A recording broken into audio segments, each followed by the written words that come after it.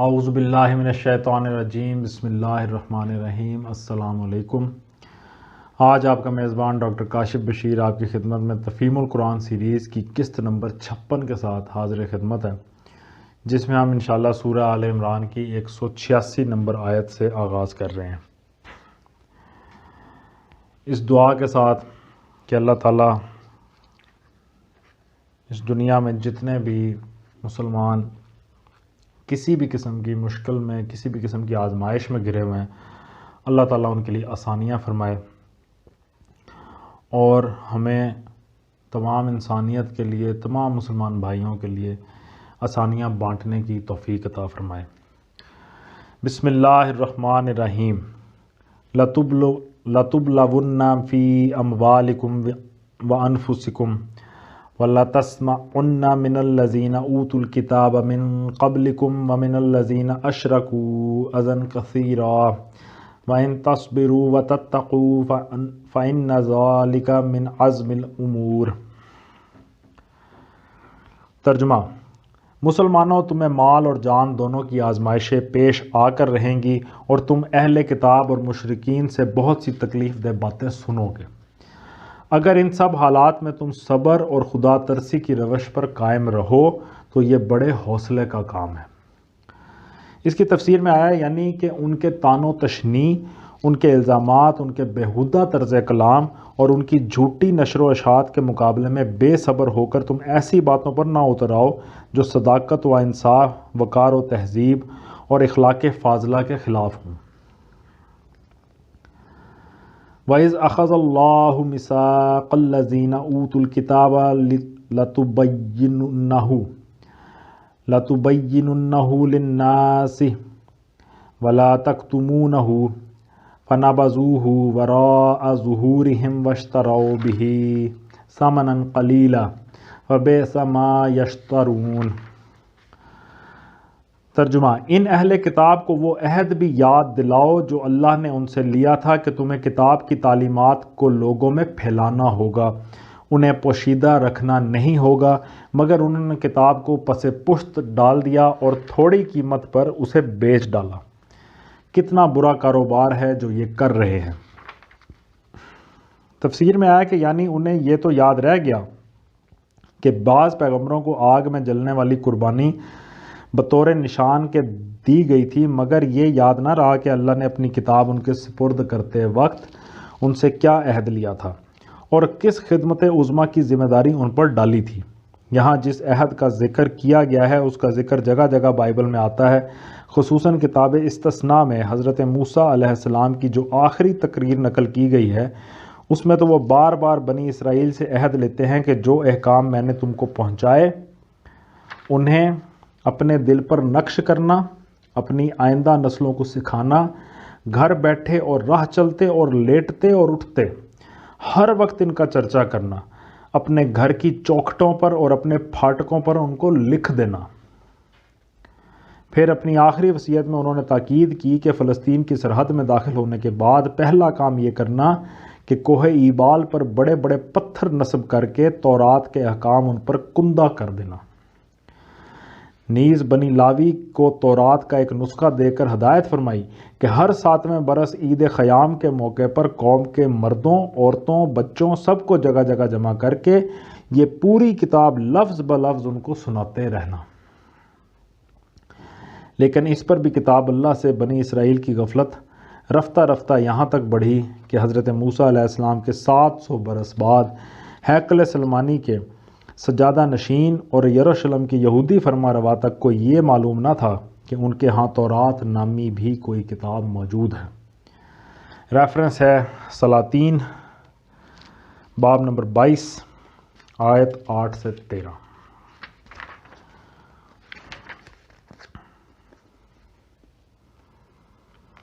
لا تحسبن الذين يفرحون بما أتوا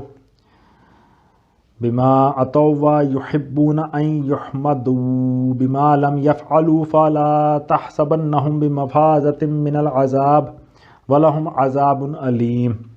ترجمہ، تم ان لوگوں کو عذاب سے محفوظ نہ سمجھو جو اپنے کرتوتوں پر خوش ہیں اور چاہتے ہیں کہ ایسے کاموں کی تعریف انہیں حاصل ہو جو فی الواقع انہوں نے نہیں کیے ہیں۔ حقیقت میں ان کے لیے دردناک سزا تیار ہے۔ زمین اور آسمان کا مالک اللہ ہے اور اس کی قدرت سب پر حاوی ہے۔ بے شک اس کی تفسیر میں آیا کہ مثلاً وہ اپنی تعریف میں یہ سننا چاہتے ہیں کہ حضرت بڑے متقی ہیں، دیندار اور پارساں ہیں، خادم دین ہیں، حامی شرع و متین ہیں، مصلح و مزکی ہیں، حالانکہ حضرت کچھ بھی نہیں ہیں۔ یا اپنے حق میں یہ ڈھنڈورا پٹوانا چاہتے ہیں کہ فلاں صاحب بڑے اثار پیشہ اور مخلص اور دیانتدار رہنما ہیں اور انہوں نے ملت کی بڑی خدمت کی ہے، حالانکہ معاملہ بالکل برعکس ہے۔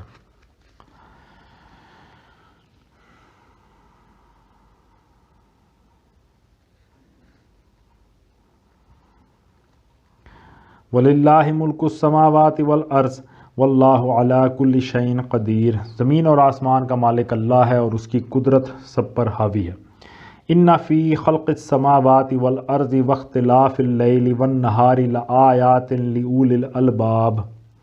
ترجمہ، زمین اور آسمانوں کی پیدائش میں اور رات اور دن کے باری باری سے آنے میں ان ہوش مند لوگوں کے لیے بہت سی نشانیاں ہیں جو اٹھتے بیٹھتے اور لیٹتے ہر حال میں خدا کو یاد کرتے ہیں اور آسمان و زمین کی ساخت میں غور و فکر کرتے ہیں۔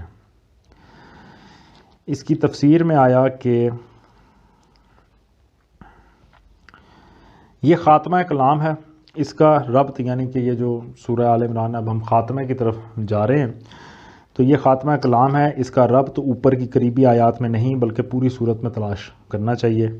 اس کو سمجھنے کے لیے خصوصیت کے ساتھ صورت کی تمہید کو نظر میں رکھنا ضروری ہے۔ مزید اس میں بتایا گیا کہ جہاں پہ آیا ہے آیت میں کہ آسمان و زمین کی ساخت میں غور و فکر کرتے ہیں، اس کی تفسیر ہے کہ یعنی ان نشانیوں سے ہر شخص بآسانی حقیقت تک پہنچ سکتا ہے، بشرطیکہ کہ وہ خدا سے غافل نہ ہو اور آثار کائنات کو جانوروں کی طرح نہ دیکھے بلکہ غور و فکر کے ساتھ مشاہدہ کرے۔ اور یہ بڑا آسان ہے، صبح سے لے کے شام تک آپ اللہ تعالیٰ کی کس کس نعمت سے آپ کا سابقہ بڑھتا ہے۔ رات دیکھیں، سکون ہے، اللہ تعالیٰ نے آرام کرنے کے لیے بنائی۔ دن کی تمازت دیکھیں، ایک انرجی لیول دیکھیں، صبح اٹھتے ہی آپ کا انرجی لیول ہی اور طرح کا ہوتا ہے۔ اور اس کے بعد آپ پوری کائنات کو دیکھیں، کیسے بارشیں ہوتی ہیں، کیسے گرمیوں کا موسم آتا ہے، پھر بارش ہوتی ہے، زمین پہ پڑتی ہے، زمین سے کھیتیاں نکلتی ہیں، بیج کو موئسچر چاہیے، ہلکی سی نمی چاہیے، وہ پھوٹ پڑتا اور اس سے پھر فصل بنتی ہے، پھر آگے مطلب ہر چیز دوسری مخلوق کے ساتھ انٹرلنکڈ ہے۔ اور یہ اتنا آٹومیٹڈ سسٹم ہے، اتنا آٹومیٹک ہے، اتنا خوبصورتی سے اللہ تعالیٰ نے اس کو بنایا کہ اس کی تو نظیر مل ہی نہیں سکتی نا، یہ بے نظیر ہے۔ اور اس پہ غور و فکر کرنا چاہیے، یہ اللہ کا حکم ہے، یہ اللہ تعالیٰ کا حکم ہے، اس پہ غور و فکر کریں گے آپ کا رشتہ اللہ سے قریب ہو جائے گا۔ اور ساتھ میں اللہ تعالیٰ نے اس آیت میں کہا اٹھتے بیٹھتے اور لیٹتے ہر حال میں خدا کو یاد کرتے ہیں، تو یہ ہر حال میں اللہ کو یاد کریں، یہ ہمیں اس کو اڈاپٹ کریں، اپنے آپ کو ٹرینڈ کریں، اس کے اوپر اپنی ٹریننگ کریں، بہت ضروری ہے یہ۔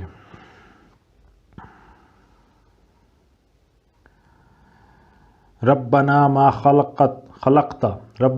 خلقت ھذا باطلا سبحانک فقنا عذاب النار۔ وہ بے اختیار بول اٹھتے ہیں، یعنی جو لوگ غور و فکر کرتے ہیں وہ بے اختیار بول اٹھتے ہیں، پروردگار یہ سب کچھ تو نے فضول اور بے مقصد نہیں بنایا، تو پاک ہے اس سے کہ ابس کام کرے، پس اے رب ہمیں دوزخ کے عذاب سے بچا لے۔ یعنی جب آپ غور و فکر کرتے ہیں نا اللہ کی نیچر میں، قدرت میں، کائنات میں، اس زمین پہ آپ غور و فکر کرتے ہیں تو فوراً سے یہ خیال آپ کے ذہن میں آتا ہے کہ یا اللہ تو نے کوئی چیز بے فضول اور بے مقصد نہیں بنائی، تو ساتھ ہی ہم اس کے سامنے سرنڈر کرتے ہیں کہ یا اللہ تو ہمیں دوزخ کے عذاب سے بچا، ہماری مغفرت فرما۔ ربنا انکا من تدخل النار فقد اخزیتہ وما للظالمین من انصار۔ ترجمہ، تو نے جسے دوزخ میں ڈالا اسے در حقیقت بڑی ذلت اور رسوائی میں ڈال دیا، اور پھر ایسے ظالموں کا کوئی مددگار نہ ہوگا۔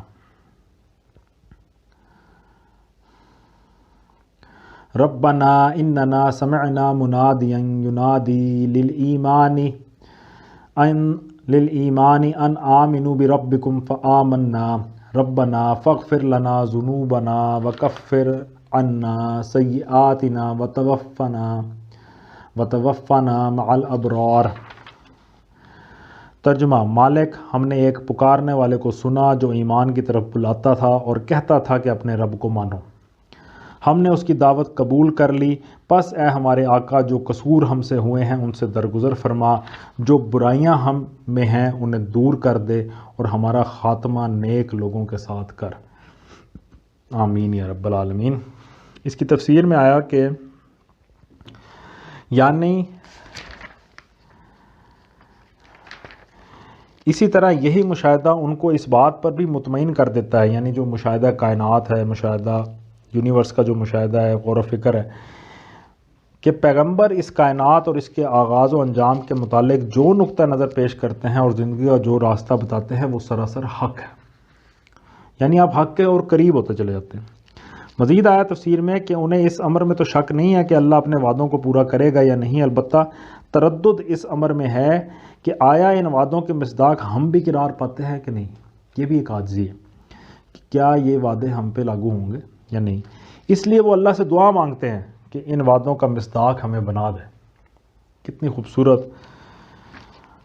عاجزی سے بھرپور ہیں یہ دعائیں نا، اس میں اب دعائیں آگے آئیں گی ساری، اور اس میں بہت خوبصورت دعائیں، اور ہمارے ساتھ انہیں پورا کر، کہیں ایسا نہ ہو کہ دنیا میں تو ہم پیغمبروں پر ایمان لا کر کفار کی تضحیق اور طعن و تشنیع کے ہدف بنے ہی ہیں، قیامت میں بھی ان کافروں کے سامنے ہماری رسوائی ہو اور وہ ہم پر پھبتی کسیں کہ ایمان لا کر بھی ان کا بھلا نہ ہوا۔ کتنی عاجزی ہے، بہت خوبصورت دعائیں ہیں یہ۔ اللہ تعالیٰ ہمیں اسی طرح کی دعائیں کرنے، یہی دعائیں کرنے کی توفیق عطا فرمائے۔ ربنا وآتنا ما وعدتنا علی رسولک ولا تخزنا یوم القیامہ انک لا تخلف المیعاد۔ ترجمہ: خداوند جو وعدے تو نے اپنے رسولوں کے ذریعے سے کیے ہیں ان کو ہمارے ساتھ پورا کر اور قیامت کے دن ہمیں رسوائی میں نہ ڈال، بے شک تو اپنے وعدے کے خلاف کرنے والا نہیں ہے۔ سبحان اللہ۔ فاستجاب لهم ربهم انی لا اضیع عمل عامل منکم من ذکر او انثى بعضکم من بعض فالذین هاجروا واخرجوا من دیارهم واوذوا فی سبیلی وقاتلوا وقتلوا لأکفرن عنهم سیئاتهم وَلَأُدْخِلَنَّهُمْ جَنَّاتٍ تَجْرِي مِن تَحْتِهَا الْأَنْهَارُ ثَوَابًا مِّنْ عِندِ اللَّهِ وَاللَّهُ عِندَهُ حُسْنُ الثَّوَابِ۔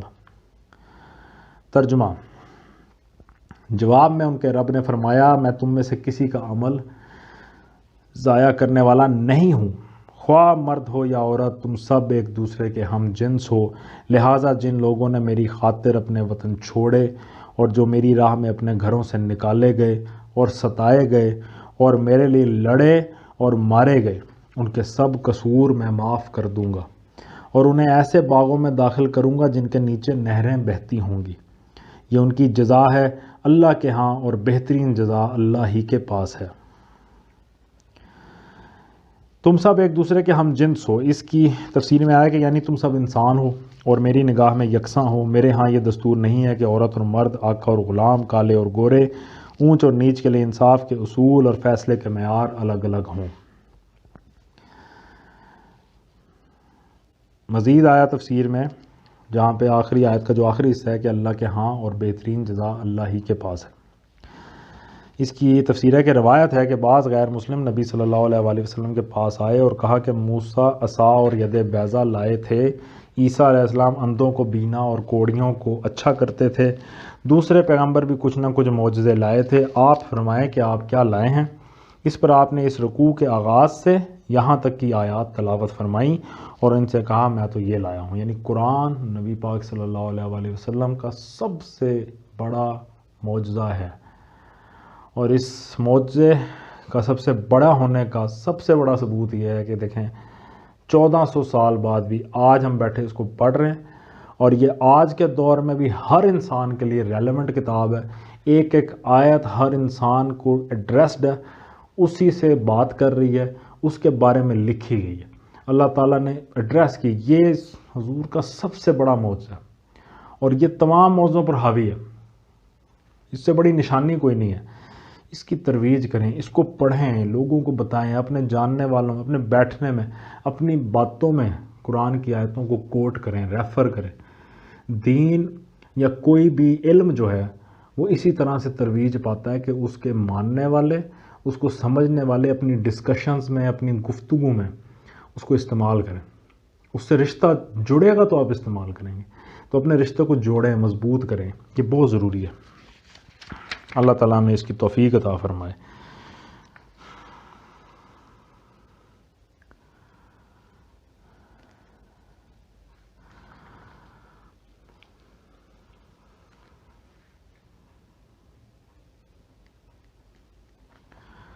لا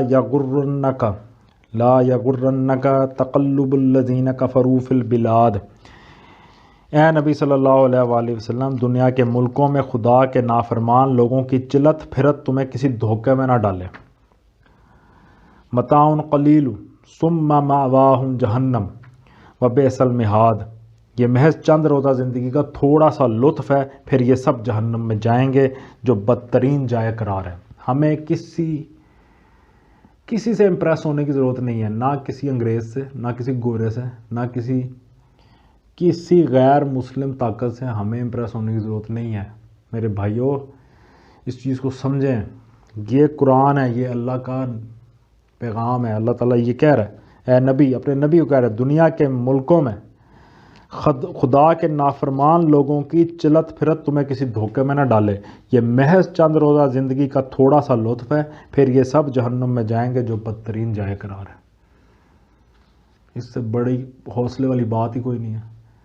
اللہ پاک ہمیں سمجھنے کی توفیق عطا فرمائے. لیکن الذین اتقوا ربهم لهم جنات تجری من تحتها الانہار خالدین فیہا نزلا من عند اللہ وما عند اللہ خیر للابرار. ترجمہ: برعکس اس کے جو لوگ اپنے رب سے ڈرتے ہوئے زندگی بسر کرتے ہیں، ان کے لیے ایسے باغ ہیں جن کے نیچے نہریں بہتی ہیں. ان باغوں میں وہ ہمیشہ رہیں گے.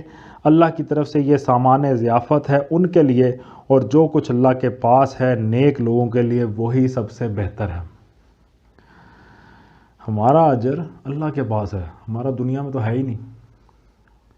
اور یہ کانسیپٹ سیدھا کرنا ہے، ہمیں، مجھے سیدھا کرنا ہے، آپ کو سیدھا کرنا ہے. یہ سیدھا ہو گیا، زندگی بھی سیدھی ہو گئی، آخرت بھی ٹھیک ہو جائے گی. وَإِنَّ مِنْ أَهْلِ الْكِتَابِ لَمَنْ يُؤْمِنُ بِاللَّهِ وَمَا أُنْزِلَ إِلَيْكُمْ وَمَا أُنْزِلَ إِلَيْهِمْ خَاشِعِينَ لِلَّهِ لَا يَشْتَرُونَ بِآيَاتِ اللَّهِ ثَمَنًا قَلِيلًا أُولَئِكَ لَهُمْ أَجْرُهُمْ عِنْدَ رَبِّهِمْ إِنَّ اللَّهَ سَرِيعُ الْحِسَابِ. اہل کتاب میں بھی کچھ لوگ ایسے ہیں جو اللہ کو مانتے ہیں، اس کتاب پر ایمان لاتے ہیں جو تمہاری طرف بھیجی گئی ہے، اور اس کتاب پر بھی ایمان رکھتے ہیں جو اس سے پہلے خود ان کی طرف بھیجی گئی تھی. اللہ کے آگے جھکے ہوئے ہیں اور اللہ کی آیات کو تھوڑی سی قیمت پر بیچ نہیں دیتے. ان کا اجر ان کے رب کے پاس ہے، اور اللہ حساب چکانے میں دیر نہیں لگاتا. یا ایھا الذین آمنوا اصبروا وصابروا ورابطوا واتقوا اللہ لعلکم تفلحون. ترجمہ: اے لوگو جو ایمان لائے ہو، صبر سے کام لو، باطل پرستوں کے مقابلے میں پامردی دکھاؤ، حق کی خدمت کے لیے کمر بستہ رہو، اور اللہ سے ڈرتے رہو، امید ہے کہ فلاح پاؤ گے. ترجمہ اصل عربی متن میں صابرو کا لفظ آیا. اس کے دو معنی ہیں. ایک یہ کہ کفار اپنے کفر پر جو مضبوطی دکھا رہے ہیں اس کو سربلند رکھنے کے لیے جو زحمتیں اٹھا رہے ہیں، تم ان کے مقابلے میں ان سے بڑھ کر پامردی دکھاؤ. ہمیں ان سے زیادہ ایفرٹ کرنی ہے، اور ہماری ایفرٹ ختم ہو گئی ہے، بالکل ختم ہو گئی ہے. اس پہ سوچنا ہے ہمیں. دوسرے یہ کہ ان کے مقابلے میں ایک دوسرے سے بڑھ کر پامردی دکھاؤ. صدق اللہ العلی العظیم. الحمدللہ آج ہم نے سورہ آل عمران کی آیت نمبر 200 تک کا ترجمہ اور تفسیر پر غور کرنے کی کوشش کی ہے، اور آج ہم سورہ آل عمران مکمل کر لی ہے. اور اس کا آخری جو یہ آج کی جو قسط ہے یہ بہت بہت خوبصورت اس کا ترجمہ ہے اور تفسیر ہے. اللہ تعالیٰ ہمیں عمل کی توفیق دے اور ہمیں اسلام کو، بات وہی ہے گھوم پھر کے وہیں آتی ہے کہ اسلام کو ہمیں پریارٹی میں لانا ہے. اس ٹائم ہمیں مسئلے کی جڑ تک پہنچے ہوئے ہیں. مسئلہ یہی ہے کہ ہماری ترجیحات میں جو کچھ بھی ہے وہ سب سیکنڈری ہونا چاہیے. پرائمری فوکس، سب سے پہلا جو فوکس ہے، سب سے پہلی جو ڈائریکشن ہے وہ یہ ہے کہ اسلام، دین، آخرت، مغفرت، یہ ہمارا مین ٹارگٹ اور آبجیکٹو ہونا چاہیے زندگی گزارتے ہوئے. جب یہ ٹارگٹ اور آبجیکٹو ہوگا ہمارے اندر عاجزی آئے گی. جب عاجزی آئے گی ہم ایک دوسرے کا خیال رکھیں گے، ایک دوسرے کو ہیلپ کرنے کی کوشش کریں گے کہ ہمارا یہ ہوگا کہ ہم نے نیکیاں کمانی. آپ سوچیں جب سارا معاشرہ ایک دوسرے کی ہیلپ کر رہا ہے، نیکی کما رہا ہے، تو وہ معاشرہ کیسے نہیں ترقی پائے گا؟ اور اگر ترقی نہ بھی پائے تو اس معاشرے کے افراد اگر جنت میں جاتے ہیں یا اللہ کی مغفرت کے حقدار ٹھہرتے ہیں، اس سے بڑی اور کامیابی کیا ہے؟ وہ کامیابی تو پھر لکھ دی گئی ان کے لیے. تو ہمیں اپنی ڈائریکشن ٹھیک کرنی ہے. اللہ تعالیٰ سے لاکھ لاکھ لاکھ لاکھ دعائیں مانگتے ہیں. آپ لوگ بھی مانگیں. ہم سب کو اللہ سے بار بار دعا مانگنی چاہیے کہ یا میرے مالک تو قادر ہے، تو ہر شے پہ قادر ہے. یا اللہ ہمارے دلوں میں، ہمارے دماغوں میں ہماری زندگی گزارنے کی ڈائریکشن، نیت، اس کی سمت، اس کو سیدھا کر دے، اس کو سیدھے رستے پہ چلنے والا بنا دے. اور اللہ تعالیٰ کی توفیق کے بغیر جتنے ہم گھرے ہوئے ہیں، جتنے ہم پریشان حال، جتنے مطلب ہم گنجلوں میں، غلام گردشوں میں ہم گھوم رہے ہیں، یہ اس کی توفیق کے بغیر ممکن نہیں ہے. تو ہماری جو فور موسٹ ایفرٹ اور جو سب سے پہلی کوشش ہونی چاہیے وہ یہی ہے کہ ہم اللہ سے بار بار دعا کریں، یا اللہ کہ ہمیں اپنی توفیق بخش، اور توفیق ہی سے ہم اٹھ سکتے ہیں، کھڑے ہو سکتے ہیں. اللہ تعالیٰ ہماری اس کوشش کو قبول فرمائے. آپ لوگوں کا بہت بہت شکریہ. اپنا بہت خیال رکھیں. اللہ حافظ.